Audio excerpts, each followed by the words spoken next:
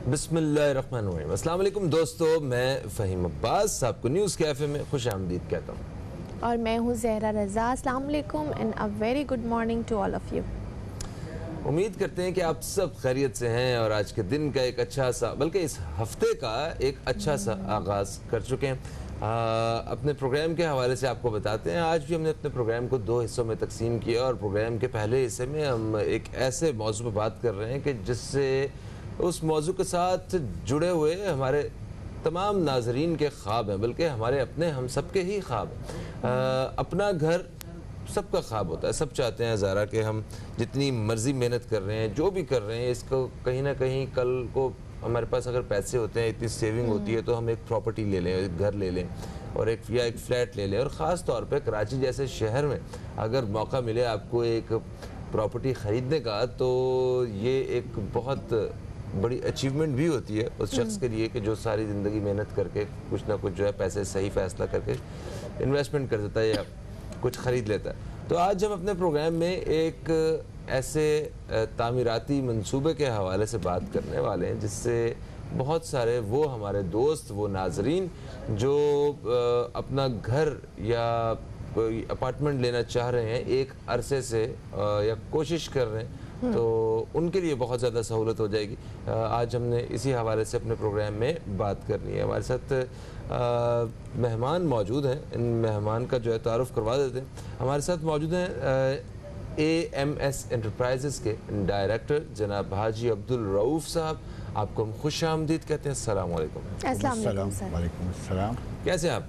अल्हम्दुलिल्लाह, अल्लाह का एहसान है। सर, सबसे पहले हमें बताइए कि AMS क्या है, किस तरह से काम करती है, क्या प्रोजेक्ट्स हैं आपके? AMS जो है हमारी फर्म है और हम पिछले 10 साल से कराची में मुख्तलिफ मकामात पर अपने टावर्स बना चुके हैं इस नाम से और पार्टियों को पोजीशन दे चुके हैं। अब हम ये अपना नया प्रोजेक्ट AMS के नाम से मरवर हिल व्यू के नाम से जी सेक्टर 11 सुरजानी में लेके आ रहे हैं। और ये प्रोजेक्ट आज के इस मुश्किल दौर में, महंगाई के दौर में, हम बिल्कुल लो कॉस्ट लेके आ रहे हैं, जिसमें वज़ीर आज़म की जो लो कॉस्ट स्कीम है वो भी इसमें लोग फ़ायदा उठा सकते हैं उससे। अच्छा। और हर आदमी का एक ख्वाब होता है कि मैं अपना घर बनाऊं। बिल्कुल ऐसा। तो इसके अंदर ये है कि आसान एक साथ में 3 साल की पेमेंट है और जितना लोग किराया देते हैं उसी किराए में इनका अपना घर बन जाता है। अच्छा। तो हम ये जो लो कॉस्ट स्कीम के तहत ये प्लॉट्स लेके आए हैं, जिसके अंदर हमारे पास 80 गज के प्लॉट्स भी है और 120 गज के प्लॉट्स भी है। सही। अच्छा, देखिए कराची जैसे शहर की अगर बात करें, यहाँ बिल्डिंग्स का जाल बिछा हुआ है, ठीक है, इतनी बिल्डिंग्स हैं और हाई रेज बिल्डिंग्स जो हैं बहुत ज़्यादा हैं यहाँ पे। ज़्यादातर लोग यहाँ पे अपार्टमेंट्स में ही रहते हैं, मगर जो लोगों को जो शिकायत है किसी एक बिल्डर से या मतलब जो इन सारे जो सेलर्स होते हैं उनसे, वो ये होती है कि जो टाइम कमिट किया होता है उस टाइम पे चीज़ जो है वो डिलीवर नहीं हो रही होती है। अगर कहते हैं कि 3 साल के अंदर ये सब कंप्लीट हो जाएगा या 2 साल के अंदर कंप्लीट हो जाएगा, तो उसे कंप्लीट होने में वक्त ज़्यादा लग जाता है। थोड़ी मिस कमिटमेंट के हवाले से कोई इतने अच्छे वो नहीं है। तो आप अपने इदारे को और जो आप लोगों ने प्रोजेक्ट्स किए हैं उसमें इस हवाले से क्या बयान करेंगे? अल्हम्दुलिल्लाह, जो पिछले साबका हमारे प्रोजेक्ट्स है हमने विद इन डेट दिए। कुछ प्रोजेक्ट्स में ऐसा मसला आता है कि यूटिलिटीज़ के हवाले से जो प्रॉब्लम्स आती है, जैसे वाटर एंड सेवरेज है, गैस है, इलेक्ट्रिक के मीटर्स वगैरह है, इसमें थोड़ा टाइम लग जाता है और ये डिपार्टमेंट से मुश्किल हो जाती है। लेकिन इसके हवाले से हमने यहाँ पे जो ये काम शुरू किया है, ये हमने सबसे पहले यही काम किया है कि इसकी हमने सारी एनओसियाँ ले ली है और यूटिलिटीज़ के हवाले से जो हमने अभी से ही अपने चालन वगैरह पुटअप कर दिए, ताकि ये डिपार्टमेंट जो है ना ये ज़्यादा टाइम लगाते हैं, जिसकी वजह से बिल्डर्स को प्रॉब्लम्स आते हैं कि डिलीवर करने में। अच्छा। एक तो ये मसला है और छोटे इलाकों में थोड़ा मसला यूटिलिटीज़ के अलावा पेमेंट और शेड्यूल का भी है कि बाज़ लोग शेड्यूल के हिसाब से पेमेंट नहीं करते हैं। ठीक है। तो जिसकी वजह से ये प्रोजेक्ट 3 साल का होता है तो वो 4 साल का हो जाता है। मेन जो रीज़न है इसमें पेमेंट्स का भी रीज़न आता है कि पार्टीज जो है अब वहाँ पे जो सस्ते जो मकानात लेते हो बेचारे सर्विस पैसा लोग होते हैं, जिसकी वजह से वो इंस्टॉलमेंट में बाज़ गैप आ जाता है। अब जैसे पिछला साल 2 साल ऐसे हुए जो कोरोना की वजह से बहुत प्रॉब्लम्स हो रहे हैं। जी हाँ, ये हुआ। तो सर्विस पैसा अभी जैसे हमारे जो प्रोजेक्ट चल रहे हैं उसमें भी अभी हमारी इंस्टॉलमेंट जो है वो रुक जाती है। जब इंस्टॉलमेंट रुक जाती है तो जाहिर सी बात है वर्क भी रुक जाते हैं। हाँ, तो एक तो ये वजह है, दूसरा यूटिलिटीज़ के हवाले से जो है ये जो डिपार्टमेंटल से जो है इसमें ज़रा प्रॉब्लम्स आ जाता है। लेकिन हमने इंशाल्लाह इसका जो काम हमने बिगनिंग से ही शुरू कर दिया है, जो भी है कि ये 3 साल के प्रोजेक्ट के अंदर ये 3 साल से पहले ये काम निकल जाए। सही सही।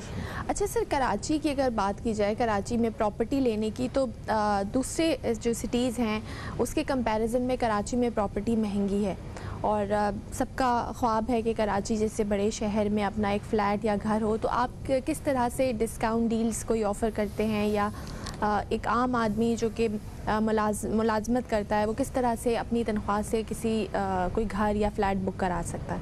देखिए कराची में एक तो अभी ज़मीन बिल्कुल शॉर्ट हो गई, जैसे मेन सिटीज़ के एरिया है जो यहाँ पे तो जो पहुँच से दूर हो गया है।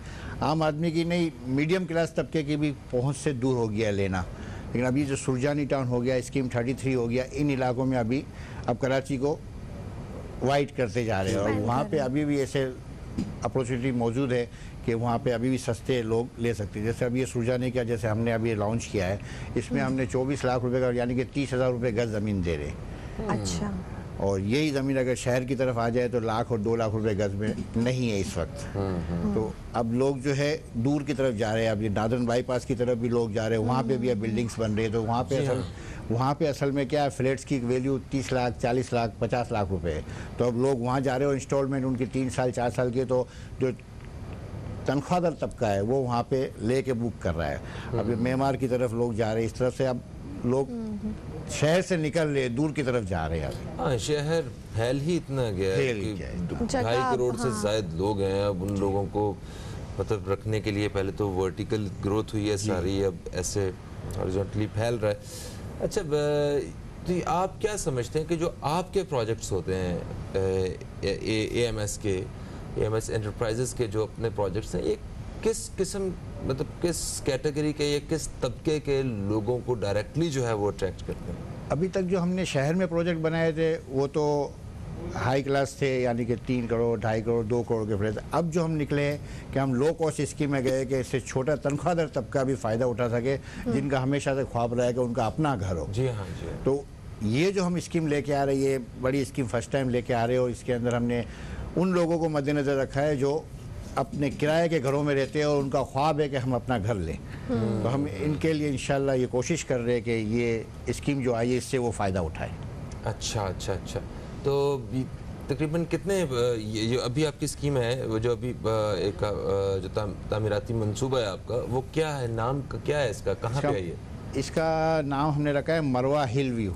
मरवा हिल व्यू, ओके। ये सुरजानी के सेक्टर 11 में है और इसकी हमने सारे डिपार्टमेंट से एनओसीआज भी ली हुई है। एनओसी सारी अप्रूव है इसकी, और ये boundary under the boundary wall है और इसके अंदर हमने एमनिटीज भी सारी दी हुई है, मस्जिद, स्कूल। अच्छा, रोड्स जो हैं वो मेन रोड्स वो करीब हैं? वो ये 4K चौरंगी से तकरीबन 4 किलोमीटर दूर है और 200 फीट चौड़ी रोड पर है ये। अच्छा, ये ज़बरदस्त। ये चीज़ ज़रूर देखते हैं लोग खरीदारी करने से पहले कि कहीं शहर से बिल्कुल अलग तो नहीं है, जिस तरह अभी अब नॉर्दर्न बाईपास का जिक्र कर रहे थे, वो तो शहर से बिल्कुल कटी हुई जगह है, वो तो है ना। अच्छा, एक वक्फा है, वक्फे की तरफ हम लोग बढ़ रहे हैं, वक्फे से वापस आते हैं तो मज़ीद हम आपसे इस हवाले से मरवा हिल व्यू के बारे में जानेंगे और आपसे ये भी पूछेंगे कि आप पूरे पाकिस्तान या दुनिया भर में जहाँ हमें लोग देख रहे हैं वो भी यहाँ पे इन्वेस्टमेंट कर सकते हैं, इस हवाले से भी आपसे बात करेंगे। एक वक्फे के बाद आपसे दोबारा मुलाकात होती है, कहीं मत जाइए, अब तक देखते रहिए न्यूज़ कैफे, देखते रहिए।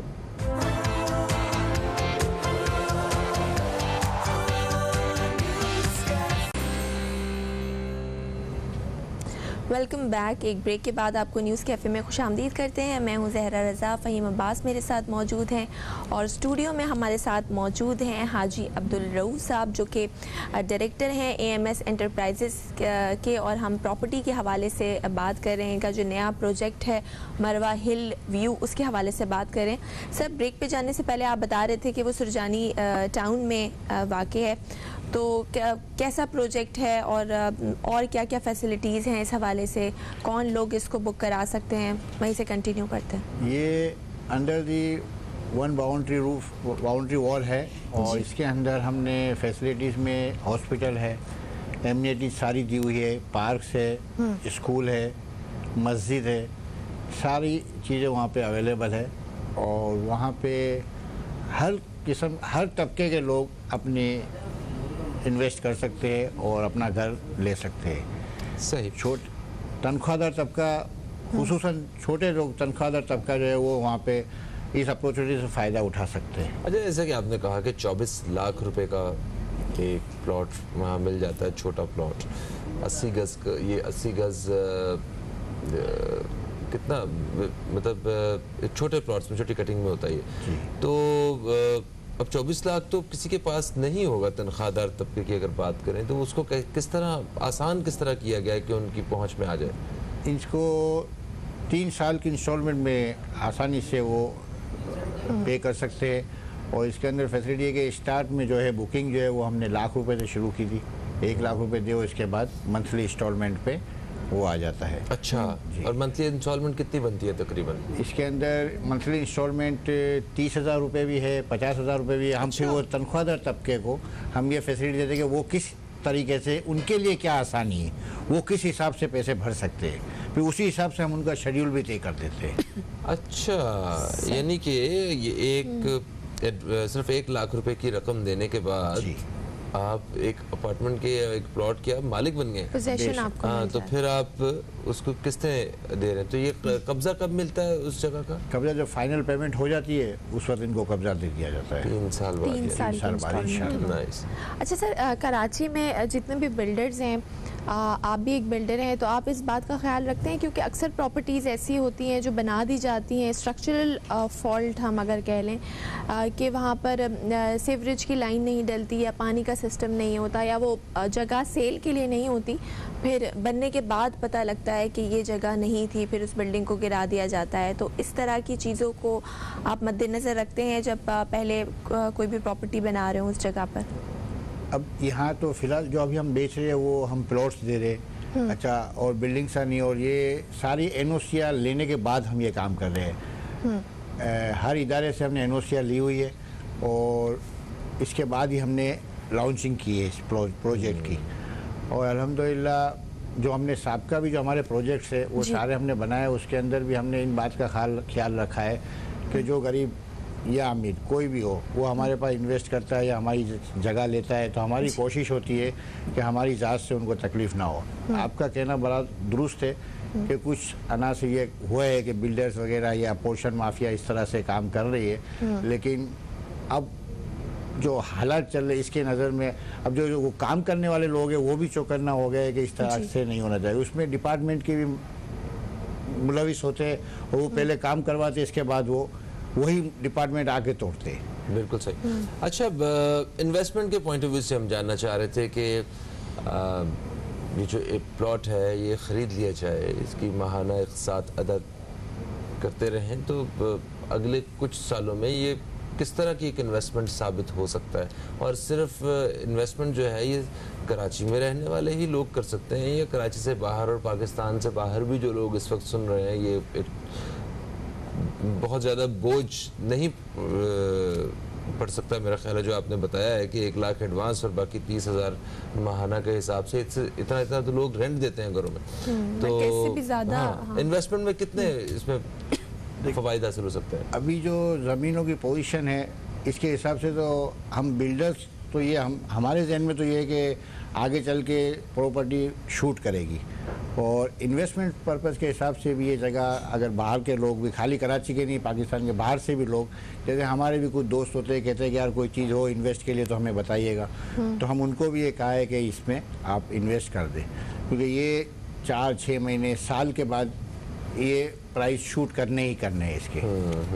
तो इसकी अपॉर्चुनिटी है कि एक तो रहने वाले एंड यूज़र के लिए भी अच्छा है, और अगर इन्वेस्टमेंट पर्पज़ के लिए भी कोई इसको बुक करता है तो उसके लिए भी साल 6 महीने में ये प्राइस शूट करेंगे। ठीक, मतलब आप कह रहे हैं रीसेल अगर इसको कोई करना चाहे कुछ टाइम के बाद तो इसकी वैल्यू बढ़ेगी?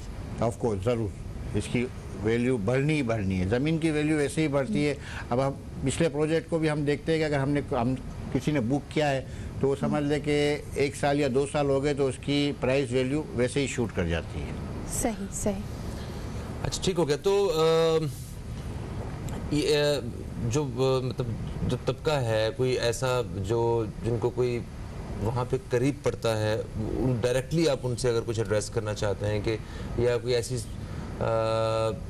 जो सराउंडिंग की जो सोसाइटीज़ होती हैं तो उनके रेट्स वगैरह में और अपने आप के रेट्स में कितना फ़र्क है, ज़रा ये भी बताएं हमें। हमारे सराउंडिंग बिल्कुल हमारे नेबर में जो सोसाइटी है उससे हमने जो रेट रखे वो तकरीबन 5 से 10 लाख रुपए कम ही रखे हैं। अच्छा जी। तो ये कैसे वारा खाता है आपको? असल में ज़मीन बाद दफ़ा हम पहले की ली हुई रखी होती है, आज के हिसाब से अगर कॉस्टिंग करते हैं तो वारा नहीं खाता, कम बचत आती है, बचत ज़रूर आती है नहीं कम आती है, लेकिन अगर ज़मीन पहले की ली रखी हो तो हमने ये लॉन्चिंग की, हमको ये भी देखना है कंपटीशन भी बहुत है, तो इसी हिसाब से हमने वो रेट रखे जो हम बराबर से उसको हमारा माल जल्दी बेचे और हम जल्दी निकले। ठीक है, कितने प्लॉट्स हैं यहाँ पे टोटल? यहाँ पे टोटल 400 प्लॉट्स है। 400 प्लॉट्स हैं। इसके अलावा पूरी सोसाइटी है? हाँ। पूरी सोसाइटी है। इसके अलावा कमर्शियल्स भी है, इसके अंदर फ्लैट साइट भी है। अच्छा, तो ये इसको होलसेल सेल कर दिया जाता है या इसकी जो मैनेजमेंट या कुछ सोसाइटी वगैरह का एक अपना ऑफिस वगैरह वहाँ पे रखा जाता है बाद में भी? नहीं, अब बड़ी सोसाइटी में ये होता है कि ऑफिस रखा जाता है जो उसकी मेंटेनेंस और उसकी सारे देखभाल के लिए रखते हैं और फिर उससे हम मेंटेनेंस चार्ज करके वो ऑफिस उसको सर्व करता है सारी चीज़ें। अच्छा अच्छा, तो ये बड़ी सोसाइटी कंसिडर होती है? जी, बड़ी सोसाइटी। अच्छा, तो इसमें वो सारा, तो आप इसमें आपके साथ लोग हैं, टीम है आपकी एक प्रॉपर जो ये सारा प्लान करती है, काम करती है, या आप अकेले ही वन मैन आर्मी की तरह काम करते हैं? नहीं नहीं नहीं, टीम के साथ ये काम होता है, वन मैन आर्मी के साथ नहीं, ये टीम है हमारी और टीम के साथ ही हम चलते हैं, तो इससे एक तो वर्क डिस्ट्रीब्यूट हो जाता है और काम करने में आसानी हो जाती है। सही। अच्छा सर, जो लोग देख रहे हैं और आपके ऑफिस आना चाहते हैं बुकिंग डिटेल्स मालूम करने के लिए या कोई वेबसाइट, तो क्या क्या कहना चाहेंगे, कहाँ कहाँ आपके ऑफिस इस वक्त मौजूद हैं? हमारा साइड ऑफिस तो मरवा हिल व्यू पे हमारा साइड ऑफिस भी है और हमारा हेड ऑफिस आयशा मंजिल पे है, आगा खान हॉस्पिटल के साथ ही। सही। उसके अलावा यहाँ DHA में भी कोई ऑफिस? DHA में अभी ऑफिस नहीं है, एक ऑफिस यहाँ पे रखा है और एक हमने सोलाब गोड पे रखा हुआ है जमारी पुल के पास। बिल्कुल ठीक हो, स्कीम 33 में। ठीक है सर, मजीद बात करेंगे लेकिन फिलहाल वक्त हो गया एक ब्रेक का, कहीं मत जाइए, देखते रहिए न्यूज़ कैफे।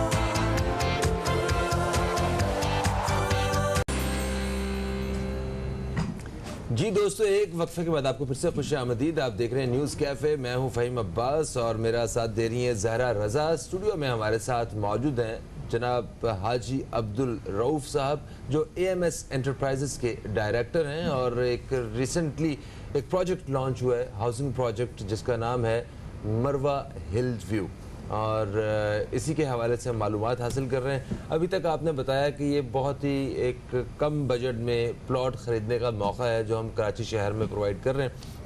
आपने बताया कि 400 के करीब प्लॉट्स हैं, सुरजानी के करीब जो है ये जगह है।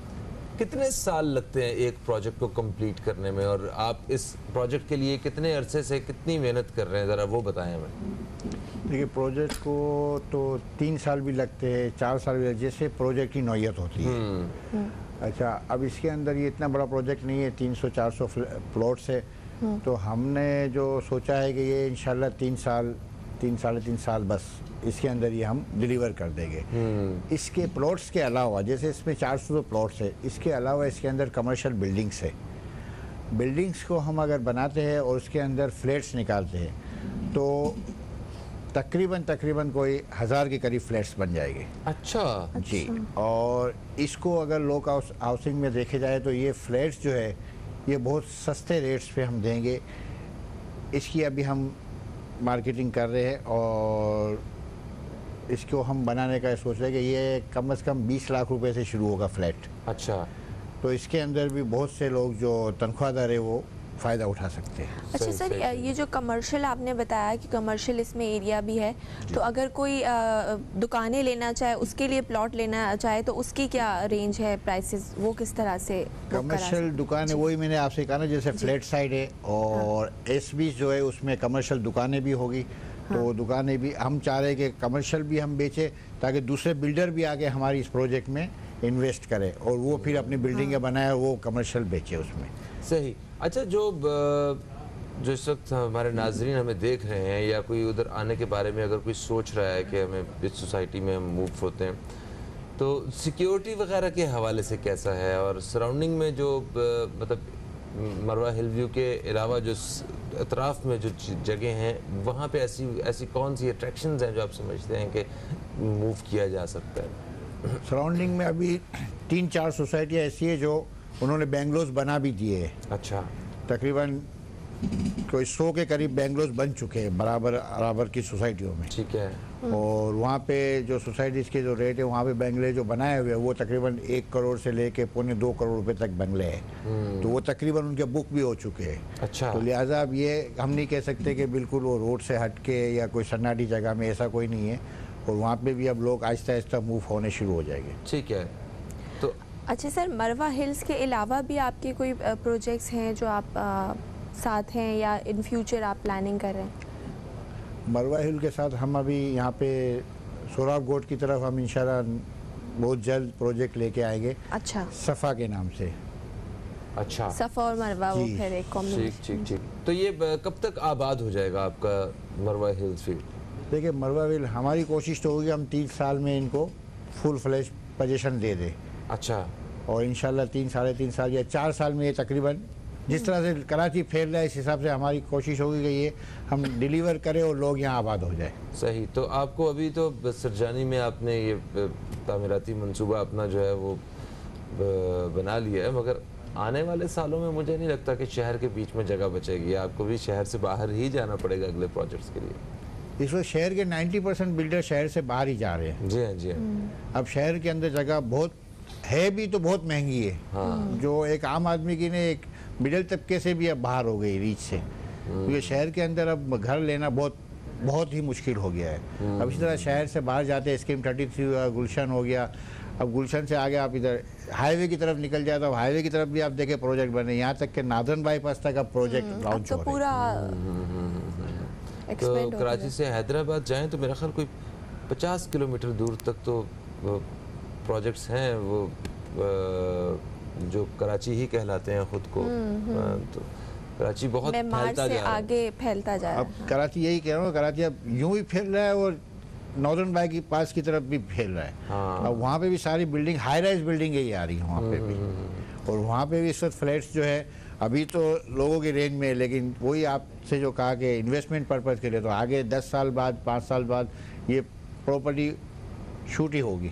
अच्छा फ़हीम, एक पॉइंट ये है कि जो दूर एरियाज़ हैं जैसे गुलशन मेमार से आप आगे भी चले जाएं तो भी घर बन रहे हैं, लेकिन जो हब है, जो इंडस्ट्रियल एरिया है, जो हमारा कारोबार है वो मेन शहर में, तो एक मेरे ख्याल से ये प्रॉब्लम सर फेस नहीं आएगी कि रास्ता बहुत ज़्यादा लंबा हो जाता है आने का, ऑफिसेज जो लोग जाते हैं या जो पढ़ते हैं उनके लिए?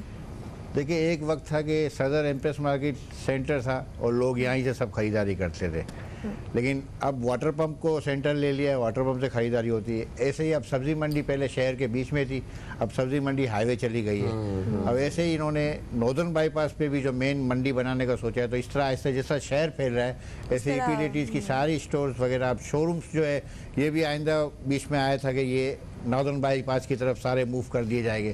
तो जैसे शहर फैलेगा तो ये सब चीज़ों को भी वहाँ ले जाएंगे, तो वहाँ पे भी एक मंडी और इस हिसाब से लोगों को एंड यूज़र के लिए सारी जो ज़रूरियात की चीज़ें वहाँ पे भी मार्केट अवेलेबल होगी। सही। अच्छा, एनओसीज के बारे में बताइए, क्योंकि बहुत सी परमिशन ऐसी होती हैं जो अवाम बाद में फंसे होते हैं, जो ख़रीदार होते हैं और वो कहते हैं कि यार देखिए हमें बिल्डर्स ने हमें ये लेके नहीं दिया, उन्होंने ये कहा था हमने किया है। और तो इस तरह की कॉम्प्लिकेशंस के बारे में तो आपको अंदाज़ा होगा ही, तो मैं चाहता हूँ थोड़ा सा वो भी आगाह करें।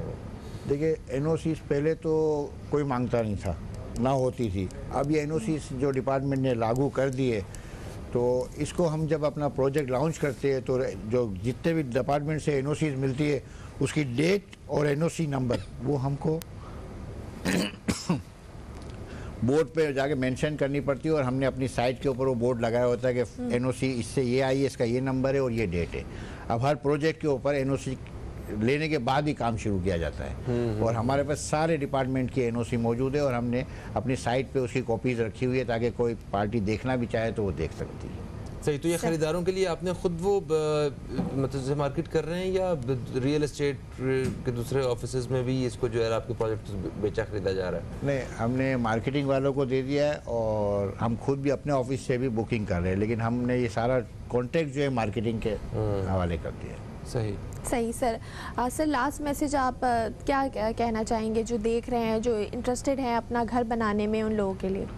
उनके लिए मैसेज यही है कि ये एक ऐसी सोसाइटी है जिनके अंदर आप अपना पैसा सेफ भी कर सकते हैं और अपना बच्चों का मुस्तकबिल भी आइंदा के लिए तामीर कर सकते हैं। और आप आए हमारी जगह पे विज़िट करें, आप मुतमईन हो हमारे डिपार्टमेंट से, हमारे कामों से, तो आप हमारे प्रोजेक्ट में बुकिंग करें, चाहे इन्वेस्ट के लिए करें चाहे अपने घर के लिए करें। बिल्कुल ठीक है। Thank you so much Haji Abdul Rauf साहब, आप तशरीफ़ लाए और आपने सुन लिया होगा कि आप जाएं, विजिट करें। सरजानी में ये जगह है, मरवा हेल्थ व्यू, और पसंद आए तो ज़रूर इन्वेस्टमेंट करें, मूव हो।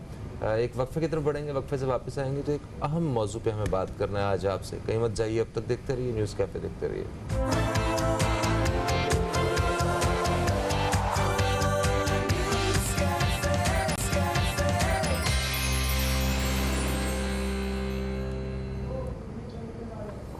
जी वेलकम बैक। एक ब्रेक के बाद आपको न्यूज़ कैफ़े में खुशामदीद करते हैं। प्रोग्राम के दूसरे हिस्से में हम एक बहुत ही अहम और हसास मौजू के हवाले से बात करने वाले हैं।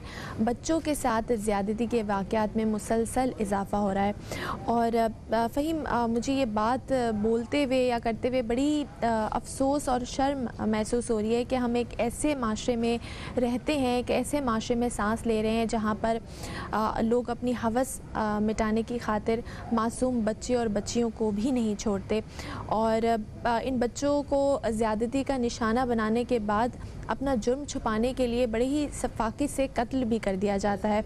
आए दिन हम ये ख़बरें सुनते हैं। मेरे ख़्याल है कोई एक दिन भी ऐसा नहीं गुज़रता जब इस तरह का वाक़या हमारी नज़रों से ना गुज़रे। अभी लाहौर में एक बहुत ही कमसिन बच्चे के साथ ऐसा वाक़या हुआ, उससे पहले चिन्योट में, कोहाट में, मुल्तान में, और एक लंबी फ़हरिस्त है जो कि हमें रोज़ाना की बेसिस पर इस तरह की ख़बरें सुनने को मिलती हैं। आखिर इसकी वजह क्या है और इन वाक़यात को रोकने के लिए फ़ौरी तौर पर क्या इक़दामात करने चाहिए, इस हवाले से आज हम प्रोग्राम में बात करेंगे। इसी हवाले से बात करने के लिए हमारे साथ स्टूडियो में एक गेस्ट भी मौजूद हैं। फ़हीम, उनका तारुफ कराएंगे। जी हमारे साथ मौजूद है मोहतरमा मुसर्रत नियाज़ी साहिबा। आप एक माहिर तालीम हैं, तजज़ियाकार हैं और सियासत से भी एक ख़ास लगाव और ताल्लुक़ रखती हैं।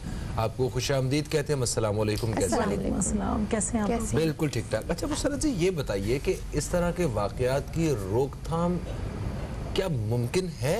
अगर है तो अभी तक वो ग्राफ गिरता हुआ नज़र क्यों नहीं आ रहा? क्यों ये वाक़यात जो है वो हमें बार बार सुनने पड़ रहे हैं ऐसे? बिस्मिल्लाहिर्रहमानिर्रहीम। फ़हीम भाई, जैसे आपने कहा कि इस किस्म के बच्चों के साथ जिनसी ज़्यादती के जो रिपोर्ट केसेस हो रहे हैं, क्या वो मुमकिन है कि उसे रोका जाए? तो नामुमकिन तो दुनिया में कोई भी चीज़ नहीं है। और फिर दूसरी बात है कि हमारा मुल्क इस्लामी मुल्क है और अगर हमारी सोच देखिए, उसमें मैं नहीं समझती हूँ कि उसमें कोई बहुत हाईली क्वालिफाइड शख्स होगा तो वो ये सोचेगा। इंसानियत जिसके अंदर नहीं है, मेरी अपनी ज़ाती राय ये है कि ये शख्स जो दहशतगर्द है उससे भी बुरा शख्स है, उससे भी बुरा शख्स है। कि देखिए, एक दहशतगर्द है, उसके जहन में एक एम होता है कि फ़लाँ मुल्क हमारा मुखालिफ है, हम मुल्क पे अटैक करें।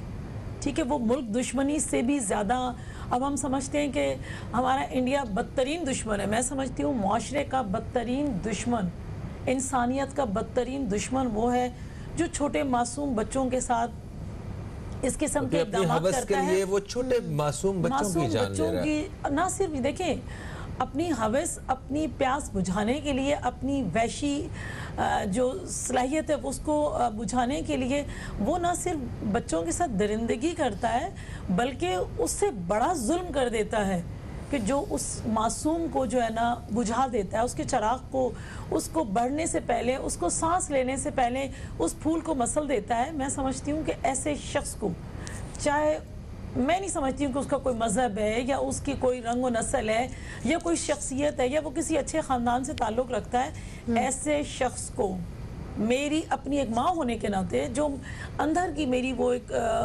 ममता है वो जागती है जब मैं देखती हूँ, पढ़ती हूँ, या किसी चैनल पे रिपोर्ट होता है ऐसा केस, क्योंकि ऐसे केसेस भी हैं जो लोग अपनी शर्म हया से अपने आप को शर्मिंदगी से बचाने के लिए रिपोर्ट भी नहीं करते हैं। बिल्कुल आपने सही कहा, बहुत सारे ऐसे केसेस हैं जो रिपोर्ट नहीं होते, लेकिन उसके बावजूद भी हमें डेली बेसिस पर ऐसे वाकयात देखने को मिलते हैं। अच्छा मुसर्रत साहिबा, ऐसे लोग जैसा आप कह रही हैं कि इतने दरिंदा सिफत और इतने जालिम लोग हैं, क्या सोच है इनकी, और आप क्या समझती हैं कि क्या रेप केसेस या बच्चों के साथ जो ज्यादती के वाकयात हैं ये पहले भी इस तरह होते थे, या अब रिपोर्ट ज़्यादा हो रहे हैं सोशल मीडिया की वजह से या मीडिया की वजह से, या इसमें इजाफा हुआ है? देखिए मैं बताऊँ आपको, जी अगर मैं पिछले दिनों कुछ देख रही थी, पढ़ रही थी, अगर 2007 में देखा जाए तो उसकी निस्बत अगर 2018 में आए, 19 में आए, तो रोज़ बरोज़ इन केसेस में इजाफा हुआ है। ठीक, देखिए एक तो ये कि हम कहते हैं कि जी वेबसाइट्स हैं ऐसी,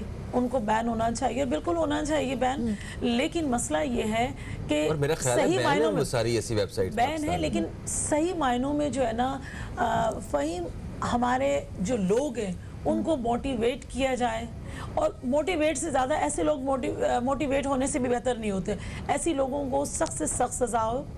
जैसे हमारे यहाँ कहते हैं जी दहशतगर्द है तो उसके लिए फिल फॉर हमारी जो मौजूद अदलिया हैं उनके लिए अलग केसेस कर पे और शॉर्ट टाइम में उनको पनिशमेंट मिल जाती है, उनको सज़ा मिल जाती है।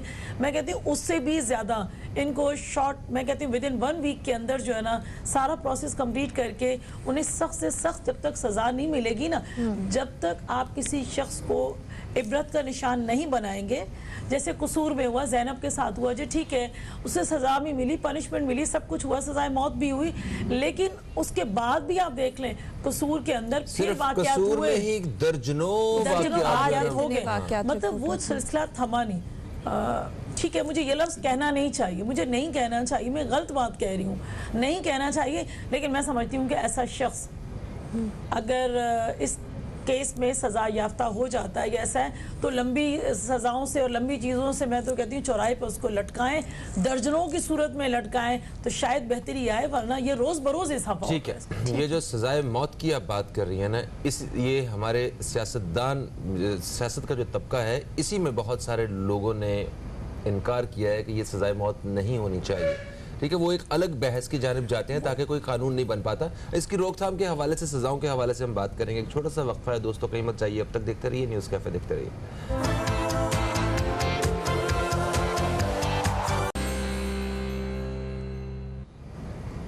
जी दोस्तों, बच्चों के साथ ज्यादती के बढ़ते हुए वाक़यात के हवाले से हम अपने प्रोग्राम न्यूज़ कैफ़े में बात कर रहे हैं। मैं हूं आपका दोस्त फ़हीम अब्बास और मेरे साथ दे रही हैं ज़हरा रज़ा। स्टूडियो में हमारे साथ मौजूद है मुसर्रत नियाज़ी साहिबा। अभी हमें एक माहिर क़ानून जनाब अली रज़ा शाह साहब ने ज्वाइन किए। आप टेलीफोन लाइन पर हमारे साथ मौजूद हैं। अस्सलाम वालेकुम। अस्सलाम वालेकुम। कैसे हैं आप अली रज़ा भाई? अल्हम्दुलिल्लाह सर, अल्हम्दुलिल्लाह। अच्छा, बच्चों से ज्यादती के वाकयात के हवाले से हम बात कर रहे हैं। वक्फे से पहले मुसर्रत नियाज़ी साहिबा से बात हो रही थी तो उन्होंने एक जो पॉइंट रेज किया है वो ये है कि ऐसे जितने भी वाकयात में मुलव्विस जो लोग हैं, जो मुजरिम हैं, उनको फौरी तौर पे जो है वो सज़ा देनी चाहिए। इंसाफ में जब देर हो जाती है तो वो इंसाफ नहीं रहता है। और इसी हवाले से मैं आपसे जानना चाहूँगा कि जिस तरह मैडम भी फरमा रही थी कि इंसदाद दहशतगर्दी की अदालतें अलग हैं, वहाँ पे फौरी तौर पे जो है वो फैसले लिए जाते हैं। तो क्या ये सोसाइटी का बहुत बड़ा मसला नहीं है? ये उन दहशतगर्दों से बड़े मुजरिम नहीं है जो ऐसा काम करते हैं? क्या इनके लिए जल्दी फैसले नहीं लिए जा सकते? अदालतों को सीरियस करने के लिए आप क्या अपने ख्यालात रखते हैं, उनसे आगाह कीजिए। Thank you for having me in your show. You are true, sir. Very much true. This is a serious problem and very sensitive topic. Now we are in 21st century, but nobody was ready to take their responsibility. आप बिल्कुल अपनी जगह पर सही हैं। जो मेरी बहन फरमा रही हैं कि इंसदाद दहशतगर्दी की जो एंटी टेररिज्म कोर्ट्स हैं वहां पर फैसले जल्दी हो जाते हैं, लेकिन यहाँ पर जो रेप केसेस होते हैं वहां पर ये क्यों जो है अल्तवा का शिकार होते हैं। अब यहाँ पर देखना हमें ये होगा कि वो जो दहशतगर्दी के वाकयात होते हैं, ये रेप केसेस भी हमारे पास, हमारे मुल्क में, मैं तो ये कहूंगा कि ये कोई दहशतगर्दी से कम वाकयात नहीं है। बिल्कुल सही ये जो वेशी दरिंदे हैं, इनको अगर हम इनसे भी ज्यादा कोई अल्फाज हो तो मैं कहूँ, कहीं भी वाकया होता है, लाहौर हो, मुल्तान हो या कोई और इजला हो पाकिस्तान का, तो सारी इंसानियत का शर्म से सर झुक जाता है। बिल्कुल अब यहाँ पर जो हम देखते हैं, जो आपकी बात है कि क्यों अल्तवा का शिकार होती हैं, देखें इसमें सिर्फ हम सारा मलबा एक आला अदलिया पर नहीं डाल सकते। यहाँ पर थ्रू प्रॉपर जो प्रोसेस होता है हमारे पास, जहाँ पर जब ये इंसिडेंट होता है तो हमें ये भी जरूर देखना पड़ेगा कि FIR कटी, पुलिस ने अपनी क्या वहां पर जो IO था, इन्वेस्टिगेशन ऑफिसर, क्योंकि देखें करप्शन भी हमारे पास हमारे मुल्क में एक नासूर है, तो वहां पर क्या IO ने तफ्तीश सही नहीं की, जिसकी वजह से आगे चल के प्रॉब्लम्स क्रिएट होंगे। उसके बाद जो हमारे डॉक्टर साहिबान हैं, जो DNA रिपोर्ट होती है, जो मेडिकल सर्टिफिकेट्स होते हैं, तो वो देखना पड़ेगा कहीं किसी डॉक्टर ने अपना जमीर तो नहीं बेच दिया कुछ पैसों के एवज, या कोई असर रसूख रखकर जो है उनके ऊपर कोई हावी हो गया और उसमें DNA में प्रॉब्लम्स आ गई, या वहां पर जो लेबोरेटरीज हैं उनमें इंस्ट्रूमेंट्स होते हैं, जो मशीनरीज हैं, क्या वो तो नाकस मटेरियल ऐसे नहीं थे जिनकी वजह से हमें मेडिकल सर्टिफिकेट्स में कोई 19-20 की रिपोर्ट आ गई। तो उसके बाद जब ये सारे प्रोसेस यहाँ से होकर अदालत में जाते हैं, तो फिर ही अदालत कुछ इन पर जो है फैसला महफूज कर पाती है। मगर अदालत में जो सर देखे ना, 20 लाख के करीब केसेस पेंडिंग पड़े हुए हैं।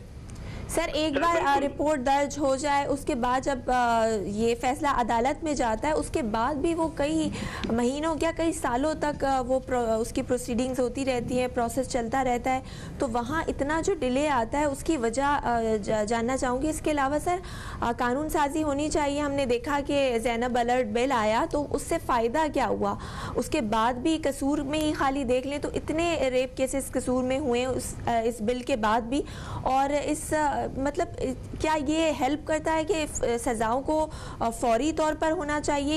ये बिल के हवाले से भी हमें थोड़ा बताइए। जी आप बिल्कुल ठीक फरमा रही हैं कि क्यों जो है अल्तवा का शिकार भी अदालत में ये मामलात रहते हैं, और कुछ जो ऐसे हैं जिनमें जल्द फैसले हो जाते हैं, बाकी जो केसेस हैं वो सारे पेंडिंग रहते हैं। तो इसमें बिल्कुल अब ज्यादती के, अभी मैंने कुछ दिन पहले एक रिपोर्ट पढ़ी थी कि 369 केसेस ऐसे हैं जिनमें लोगों को सजा न हुई। उसकी वजह क्या थी? नाकस तफ्तीश थी, DNA के अमल की वजह से और मेडिकल सर्टिफिकेट की ताखीर की वजह से मुल्जमान को सजा न हो सकी। अच्छा यहाँ पर देखें, जो हमारे पास मीडिया की जीनत बन जाते हैं, रेप केसेस ऐसे होते हैं जो मीडिया में हाईलाइट हो जाते हैं, तो वो आपके तवसल से फिर ये होता है कि हमारे पास सो मोटो एक्शन हो जाता है। जिन केसेस में ऐसे होता है तो वो जल्द अज जल्द उनकी पेशरफ्त भी होती है और उनमें कोई खातिर ख्वाह रिजल्ट भी निकलते हुए नजर आते हैं। वरना हमारे मुल्क में अभी इस वक्त जो कानून मौजूद है, ऐसा बिल्कुल नहीं है कि कानून नहीं है, बिल्कुल है हमारे पास, लेकिन यहाँ पर मेन चीज ये होती है कि इम्प्लीमेंट नहीं होता है। और वहां पर जहां पर इस वक्त हम देखते हैं कि इस्लाहात की भी जरूरत है, रिफॉर्म्स लाने की भी जरूरत है, तो वो तो जाहिर सी बात है जो लेजिस्लेटिव हैं, असेंबली में बैठे हुए हैं, वो इस दौर को देखते हुए वहां पर उनकी लेजिस्लेशन में कर सकते हैं। जी जी जी बिल्कुल ठीक है। आप हमारे साथ टेलीफोन लाइन पे ही रहिएगा, हम बातचीत का सिलसिला आपसे जारी रखेंगे। मुसर्रत नियाजी साहिबा, क्या कहेंगी आप? अली रजा शाह साहब ने बयान किया है, सिर्फ अदालत ही नहीं और भी बहुत सारे एरियाज में काम होने की ज़रूरत है और संजीदगी से काम होने की ज़रूरत है, तब जाके हम इस पर रोकथाम के लिए कुछ कर सकेंगे। इनका कहना ये मेरा भाई सही कह रहा है, लेजिस्लेशन लाने की ज़रूरत है, लेकिन लेजिस्लेशन लाई जा चुकी है, ऐसा नहीं है। मसला ये है कि जिस तरह से पुलिस का कहा, डॉक्टर्स का कहा या लैब का कहा, वो अपनी जगह है कि अगर सारे ही लोग ज़मीर फरोश होंगे, मैं समझती हूँ कि एहसास की ज़रूरत है। एहसास इस सूरत में फ़हीम के जो साहिब औलाद नहीं है तो बाकी तो रिश्ते हैं, बहन का रिश्ता है, भाई का रिश्ता है, ये तमाम रिश्ते हैं, और इन रिश्तों को मद्देनज़र रखते हुए सबसे ज़्यादा रिश्तों को ना रखें, इंसानियत को मद्देनजर रखते हुए ये देखें कि खुदा ना खास्ता, अल्लाह ना करे मेरे घर में, आपके घर में, अली के घर में कुछ ऐसा वाक़या अल्लाह ना करे कि हो, रिपोर्ट हो, तो क्या फिर हम ये देखेंगे कि हमारी बच्ची या बच्चा जो है ना खुदा ना खास्ता एक तो कचरे कुंडी पे से मिले या किसी नहर में मिले, गटर में मिले, वहाँ से हम उसकी लाश बरामद करें और फिर ऊपर से हम ये सोचें कि यार बाद में पता चले लैब के थ्रू या इन्वेस्टिगेशन के बाद कि खुदा ना खास्ता उसके साथ ज्यादती हुई है, तो इससे बड़ा जुल्म क्या होगा? एक माँ या एक बाप या उसकी जो पूरी फैमिली होगी कितने कर्ब और कितनी अजियत से गुजरेगी फ़हीम, उसका अंदाज़ा शायद हम तो लगा सकते हैं, लेकिन वो कितना उनको जिनके पर ये बीत रही है, जो इस चीज़ को भुगत रहे हैं, वो क्या सोचेंगे, वो किस करब से गुजर रहे होंगे। बिल्कुल आपने सही कहा। और मुसर्रत साहबा, कुछ जो बच्चे तो कत्ल कर दिए जाते हैं वो तो चलो इस दुनिया से चले जाते हैं, वो बच्चे जो कि जिनके साथ ऐसे वाक़यात होते हैं, फिर पूरी ज़िंदगी उनकी किस तरह गुजरती है, कितना ट्रॉमा उनको पूरी लाइफ फेस करना पड़ता है, एक बहुत ही उनकी मेंटल हालत भी इस काबिल नहीं रहती। तो ये बहुत एक तकलीफ़ की बात है। मज़ीद बात करेंगे, लेकिन फ़िलहाल वक्त हुआ एक ब्रेक का। कहीं मत जाइए, देखते रहिए न्यूज़ कैफ़े।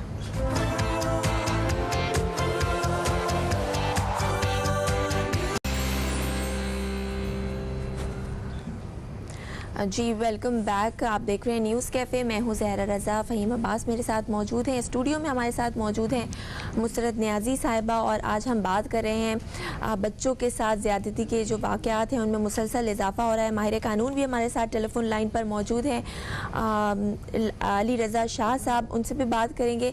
मुसरत साहिबा, जैसे कि हम बात कर रहे थे कानून के हवाले से, सज़ाओं के हवाले से, कहते हैं ना सज़ा अगर वक्त पर ना हो तो एक तरह से वो मतलब जराइम उससे और बढ़ते हैं, और जब मुल्ज़िम के दिल में सज़ा का खौफ ना हो तो वो और निडर हो जाता है। कितने ऐसे कन्विक्टेड मुल्ज़िम हैं जो कि पहले रेप केसेस में अंदर जा चुके हैं, लेकिन उनको सज़ा नहीं हुई, उसके बाद उनका हौसला और बुलंद हो गया और वो फिर जाके मज़ीद और जुर्म करते हैं। तो इस हवाले से क्या आप कहेंगी? लेजिस्लेशन के हवाले से हमने बात की, रिफॉर्म्स के हवाले से हमने बात की, हर जगह पर ही कहीं ना कहीं करप्शन है, सिस्टम सही नहीं है, तो किस तरह से ये चीज़ रुकेगी? क्या इनिशिएटिव्स लेने चाहिए? देखिए, करप्शन तो आप देख लेंगे कहीं ना कहीं किसी न किसी सूरत में कहीं ना कहीं होती है, किसी न किसी डिपार्टमेंट में होती है, लेकिन मैं नहीं समझती हूँ कि इस तरह के वाक़यात में किसी भी शख्स को ऐसे मुजरिम का साथ देना चाहिए, चाहे वो डॉक्टर हो, चाहे वो पुलिस वाला हो, चाहे हमारी जुडिशरी हो, चाहे हमारे वकला बरादरी हो। मैं समझती हूँ इस किस्म के केसेस का जब शोर हो जाता है कि इस पे बहुत अच्छे तरीके से इन्वेस्टिगेशन हुई है, तो मैं समझती हूँ ऐसे शख्स का कोई भी ऐसा मेरा वकील भाई केस ही ना लड़े, ताकि उससे पता चले कि मैं इतना बुरा हूँ माशरे का बंदा कि मुझे कोई ऑन करने के लिए तैयार ही नहीं है। देखिए, ये तमाम चीज़ें जितना मैं समझती हूँ कि उन बच्चों के साथ ज़्यादती है, उन बच्चों की फैमिलीज़ का सर झुकता है, वो इसलिए केसेस भी रिपोर्ट नहीं होते। ज़ारा क्यों नहीं होते? वो समझते हैं हमारी फैमिली की बदनामी होगी हमारी। तो उस सूरत में कुछ लोग इतने भी बुरे हैं कि जिनकी बच्चियाँ जो होती हैं, जो बच्चियों के साथ रेप करते हैं, और वो खुदा ना इनकी भेंट चढ़ जाती हैं, वो रह जाती हैं, उनके हाथों से मरने से बच जाती हैं या बच्चे बच जाते हैं, तो वो सारी ज़िंदगी नफ़रत में रहते हैं। वो मर्दों से या ऐसे लोगों से नफ़रत का शिकार रहते हैं और वो एहसास कमतरी का शिकार रहते हैं। और इसमें कसूर जो है ना वो पेरेंट्स का भी है, जहाँ माशरे का है इतना ही पेरेंट्स का भी है कि हम लोग फ़ौरन एतबार कर लेते हैं ऐरे गैरे पे। हम कहते हैं जी हमारा पड़ोसी है, ये हमारा रिश्तेदार है, ये हमारा बहुत पुराना ड्राइवर है, ये हमारा बहुत पुराना मुलाजिम है। नहीं, मैं समझती हूँ आप बच्चों को अवेयर करें, उनको अवेयरनेस दें। और ये चीज़ें जो है ना स्कूल की बेस पे भी होनी चाहिए कि बेटे आपको कोई इस तरह से अनजान बंदा कहे कि आपको मैं यहाँ छोड़ देता हूँ, कभी नहीं छोड़ना, उनके साथ नहीं जाना। कोई कहे कि मैं आपको कुछ ले देता हूँ, पड़ोसी है, तो कहना नहीं।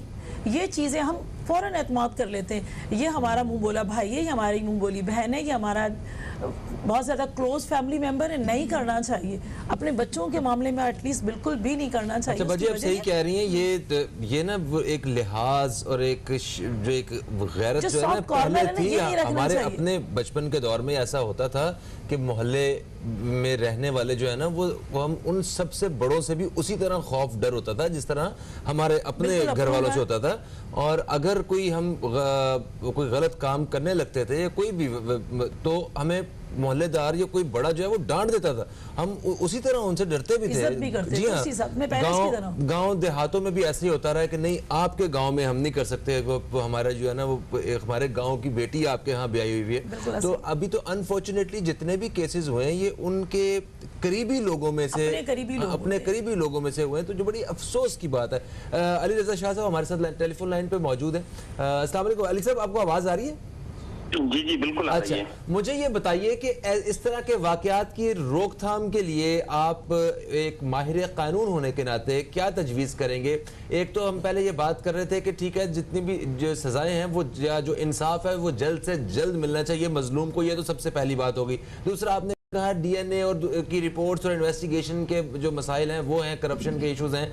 आप ये बताएं कि क्या जो सजा एक रेप करने वाले को यहाँ पे दी जाती है इतने डिले करने के बाद, क्या वो काफ़ी है? क्या इसको और सज़ा को सख्त करना होगा, इबरत का निशान बनाना होगा कि अगर किसी के जहन में किसी भी बीमारी या कोई उसकी जहनी हालत की वजह से ऐसा ख्याल आए भी तो वो उस सज़ा का सोच के इस बारे में, इस जुर्म को करने का सोचे भी ना। जी बिल्कुल फहीम भाई, आपकी बात दुरुस्त है। यहाँ पर देखें सबसे ज्यादा मेरे हिसाब से जो सोशल बाइकाट होता है किसी भी फर्द का जो ऐसी एक्टिविटी में मुलविस है वो ज्यादा असर रखता है। ये हम सबकी जिम्मेदारी है। अगर कोई भी शख्स ऐसे घिनौने काम में मुलविस पाया जाता है जिस पर ये एलिगेशन आता है, फिलफोर हम सबको उसका सोशल बाइकाट करना चाहिए, चाहे वो उसके रिलेटिव्स हों या नेबर्स हों, ताकि उसको ये बात पता चले कि मैं जो है इतना घिनौने किसी काम में मुलविस रहा जिसकी वजह से दुनिया ने मुझसे वास्ता खत्म कर दिया। उसके बाद सब किसी को अपनी अपनी जिम्मेदारी लेनी होगी। सिर्फ वाहिद फर्द की वजह से ये मामला हल होने का नहीं है। अब यहाँ पर देखें हमारे पास कवानीन मौजूद हैं जो 2011 में, जो हमारे पास 2010 में 18वीं तरमीम आई थी, उसके बाद सूबों को इसमें खुद मुख्तियार कर दिया गया और 2011 में एक कानून बनाया गया जिसका नाम रखा गया Sindh child protection authority act 2011। उसके बाद 3 CPUs चाइल्ड प्रोटेक्शन एक्ट बनाई गई जो कराची, हैदराबाद, सक्खर में काम करती रही। उसके बाद जब ये देखा गया कि अभी तक जो है रोकथाम नहीं आ सक रही है, तो 2014-15 में सरकारी और गैर सरकारी इदारों की मदद से इनमें वेलफेयर डिपार्टमेंट, यूनिसेफ और दीगर इदारे शामिल थे, इनमें इजाफा किया गया CPUs में। उसके बाद जब 2018 ताकि इस पर इम्प्लीमेंट भी हो और वहां की जो चेक एंड बैलेंस है उसके लिए 2018 में डिस्ट्रिक्ट कोऑर्डिनेटिव कमेटीज बनाई गई। हर इजला के लिए वहां के डिप्टी कमिश्नर को सरबरा और निगरान मुकर्रर किया गया, जिसकी हर महीने इजलास भी होता है और उसकी कारकर्दगी भी देखी जाती है। और इसके अलावा सिंध चाइल्ड हेल्पलाइन 1121 वो जो है उसकी बुनियाद रखी गई जो 24/7 काम करती है और मैनेजमेंट इंफॉर्मेशन सिस्टम भी अवेलेबल है। लेकिन अब ये सब चीजें मौजूद बिल्कुल हैं, लेकिन उसके बावजूद केसेस में हम देखते हैं कि और इजाफा होता जा रहा है और यहाँ पर रोकथाम नहीं हो रही है। तो इसमें अगर हम जैसे 1989 में यूनाइटेड नेशन का इजलास हुआ था खास इस मामले पर जिसमें पाकिस्तान भी मौजूद था।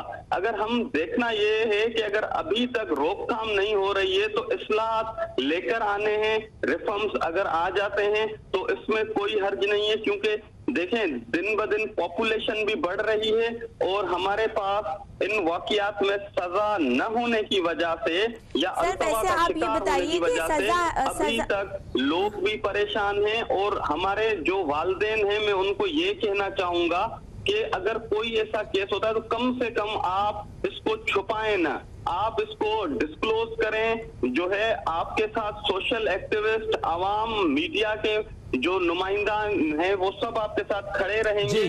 क्योंकि देखें, अगर ये केसेस रिपोर्ट ही नहीं होते और वो वहीं पर दफन हो जाते हैं, तो जो ये करने वाले होते हैं, जो मुल्जिमान होते हैं, जो मुजरिम होते हैं, उनकी और हौसला अफजाई होती है। और जी हाँ जी, और फिर वो वहीं पे देखते हैं दिनदिनाते कि फिर रहे होते हैं। थैंक यू इज्जत सो की मच वजह अली से रज़ा शाह साहब, ये आप हमारे साथ मौजूद थे। प्रोग्राम का वक्त जो है वो अपने अख्ताम की तरफ बड़ी तेज़ी। मुसरत साहिबा, देखिए, मेरा तो ओपिनियन यही है कि जिस तरह से अली रज़ा ने कहा, सोशल बाइकाट होना चाहिए और स्पेशली इनको सख्त से सख्त जब तक सज़ा नहीं मिलेगी, मुआशरे में इनका जो है ना मुंह काला नहीं होगा।